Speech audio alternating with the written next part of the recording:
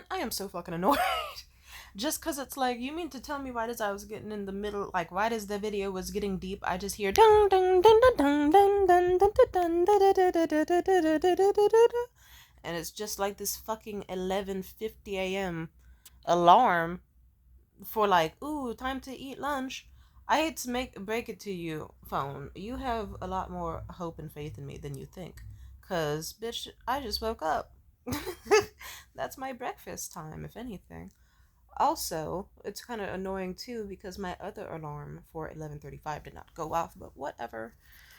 Anyway, back to the topic of this video. For my other video, I was right before we were so rudely interrupted. I was talking about Tom, this one night stand I had. He's the topic of that video where he got his braces in my cooch and he had a wanted to be pet like a dog, and it was a very not fun time. Don't worry, I've had more disappointing sex since then. I've long forgotten about him, damn near.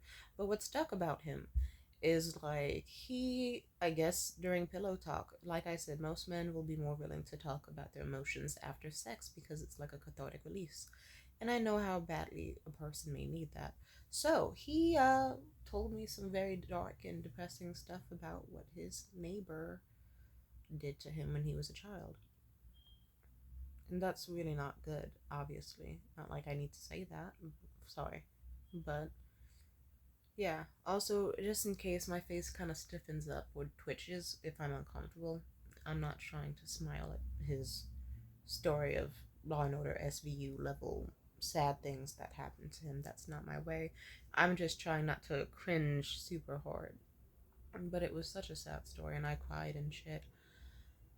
But I guess he was like, wow, she's like, he thought I was gonna be disgusted with him or hate him or think he was weird or think he was gay. And it's like, no, nigga, that's sad. You were like 4. That was a babysitter. You were supposed to trust them in your care. And they fucked you up and tormented you. And just no, you didn't do. And I'm really fucking sorry you went through that. And even though we have definitely never talked again and lost touch, and I'm pretty sure I'm blocked, but whatever. I all I know is like he did tell me like the next day he was like, "Hey, thank you so much for last night. I really appreciate it." I did get to talk to my dad about what happened to me as a kid, and that was the first time in my life I've ever seen him cry. And he hugged me and said it was gonna be all right, and told me he once had a similar experience, and we talked about it, and now we're closer than ever now. And I think that feels nice. I think, yeah, honestly, that's ironically, I also made a video about why sometimes I am a bit too overly nice. Because I guess if I can make a difference in the world, that feels good. So if I could make a YouTube video that inspires someone to be more dedicated to themselves, or inspires someone to leave a bad relationship or feel seen, then I would. Trust me, I've even considered making content that could be seen as taboo. But I guess it's because, I don't know, I know what someone like me needed in my situation, so it's not like I can change my past, but if I could help someone going through similar, that's the main goal. Like, I remember on Reddit once, it was like, on the subreddit Intrusive Thoughts, this kid was making a post about, like, oh my god, like, I feel like I'm losing my mind. This girl broke up with me, and it's been months, and I can't get over her, and I want her back. And I'm like checking her Instagram all the time, and sometimes I walk past her neighborhood just to see how she's doing, and I feel like I'm losing it, and I don't know how to cope. And other people in the comments were just being fucking mean and shitting on him. They were like, hey, get a fucking grip. You're such a fucking loser. This is Coomer behavior, and you're gonna get arrested, and rightfully so, you fucking loser. But me, I know how it is to be nuts of a person. I've lost my mind. I've plead the fifth. You aren't gonna get me. Bitch. Who's yelling outside? Oh, it's just some guy tweaking out, yelling slurs, I guess. Fucking weird. I think it's slurs. I think he said nigga hella loud. It's like, whatever. Like, sir, can you not yell right now? I'm the one who's supposed to be the professional yapper. Thank you. Appreciate your insight, though. As I was saying before second interruption. Oh yeah, I guess I just decided, you know what? I have all this crazy bitch experience and I know how it feels to have people obsess over me. and I know how it feels to obsess over other people. So let me just say something to him. And I'm not saying this to brag, I'm saying it just because maybe I am a little proud of it, but just as something that happened. So it's not really bragging if it's just describing something that happened. But I forget what I said exactly. But I said something that just was like, I know exactly how you feel. It feels like the world's gonna end. It feels like you probably can't eat properly, you can't sleep properly. They were a massive part of your life and routine, and it feels weird that they just abandoned you like you didn't matter.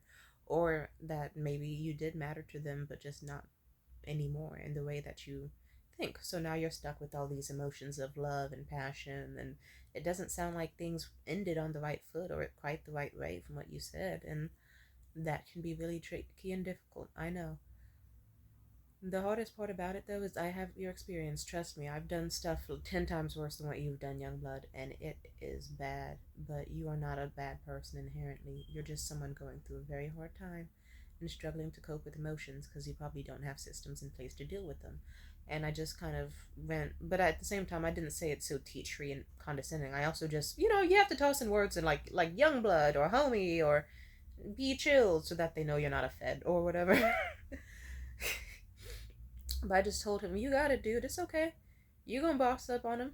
Like, I used to, and things will change. It won't always be the same. Like, trust me, I have dudes who before I was losing my fucking mind over, planning to go to jail over, and now it's like, look at me. I have, like, new people in my life who love and care about me, would never dream to do what those guys did. And I have a better life and better hobbies and a better support system so that then I will never fall back into that, or at least never as hard. And I know, but just keep persevering. And I said, my DMs are open. Talk to me if you want. And they actually, if I recall correctly, I think they thanked me for it. And someone else actually DM'd me and they were like, oh my god, you handled that so fucking well. Everyone else was shitting on that dude. You just came in and just so effortlessly, like, you didn't judge them or anything. Like, if anything, and they were like, are you my friend? And I said, no, but I can be. And they were like, I mean, that's cool too. Like, holy shit. Like, they were just a bystander who was like, I'm so shook. Everyone else was shitting on this dude for his stalkery behavior. And you just came in and just, like, so nicely said it gets better, but also, like, compared and contrasted and, like, used actual evidence and shit. It's like, yeah, because if I just walk up to a nigga and say, it gets better, stay strong, that's not going to affect him as much as I was in your shoes. I have done, may or may not allegedly have done things. And that's not fun. But you will be okay. Because guess what? I'm okay. And I did 10 times worse than you, buddy. So, you probably just need some hobbies and some more friends and some more support systems. And then one day you'll wake up and not even remember their name. And that feels fucking good. I still actually have to make videos online about that topic soon, and I'm hoping that if you're watching this, you're not going to take offense, because, like I said, I'm very vulnerable and open about my life on here, and if I were to refuse to be as open and vulnerable as possible, it would be doing me and other people a disservice. Sure, you can shit on the person who gets online and talks about their experiences with being a stalker or a little insane, but then it's like, it's not going to help the people who have a tendency to do that from not doing it, because I don't know, that's how I believe the world changes.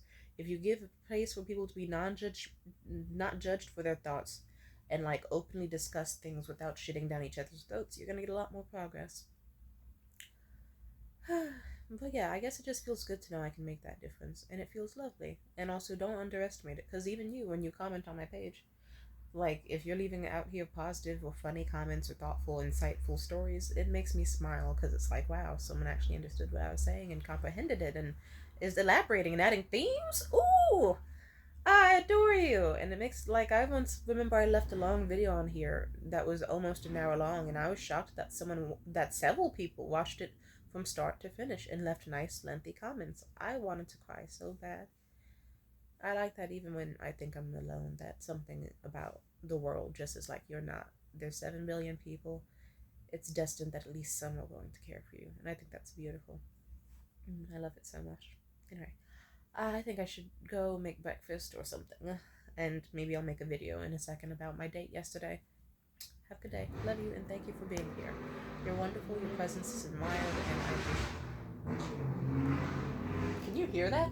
Jesus. Your presence is admired. Have a lovely day. Happy 4th of July, but not because we support imperialism, just because it's a day off and extra money at our jobs. Yay. Bye.